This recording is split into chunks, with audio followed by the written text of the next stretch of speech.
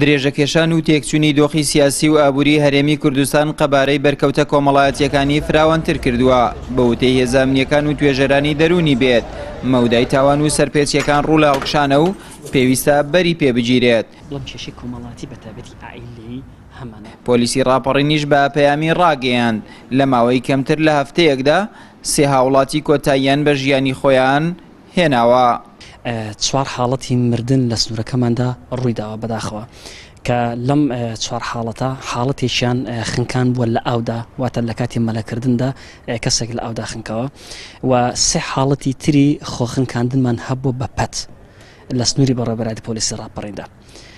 هۆکاری ئەم حاڵەتانش بەداخەوە دەگەڕێتەوە بۆ کێشەی کۆمەڵایەتی و لە هەمان کاتدا کێشەی دەرونیش.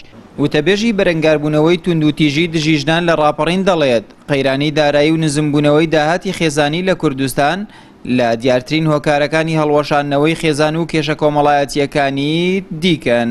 دابوونەریتی کولتور کاریگەری هەیە، دەستوەردان لە ژیانی خێزانی مرۆڤەکاندا تەسیراتی هەیە. هۆکاری ئابووری ژێکێکە لەمانە لە ئێستادا بەتەکید کاریگەری هەیە، یەکێکە نەتوانێت پێداویستیەکانی ماڵ و مناڵی پڕ بکاتەوە بەتەکید کێشەی خێزانی گەورەی بۆ دروست دەبێت. هەتاوەکو کێشەمان هەیە کە وەها بووە بەهۆی ئەوەی کە پیاوەکەنی توانیوە پێداویستی بژێوی ژیانی هاوسەرەکەی مناڵەکانی دابین بکات لێک زیاد بنەوە. لانی ئابووری ڕاستەوخۆ هیچ گومانیتانەیە کە تەسیراتی هەیە لەسەر ژیانی خێزانەکان، لەسەر ئارامی و ئاسوودەی خێزانەکان.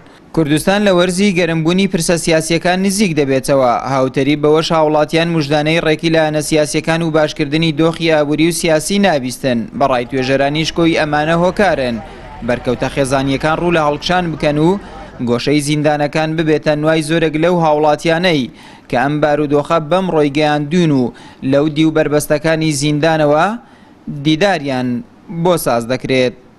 ئاراز ڕەسوڵ، کەناڵی ئاسمانی پەیام، ڕاپەڕین.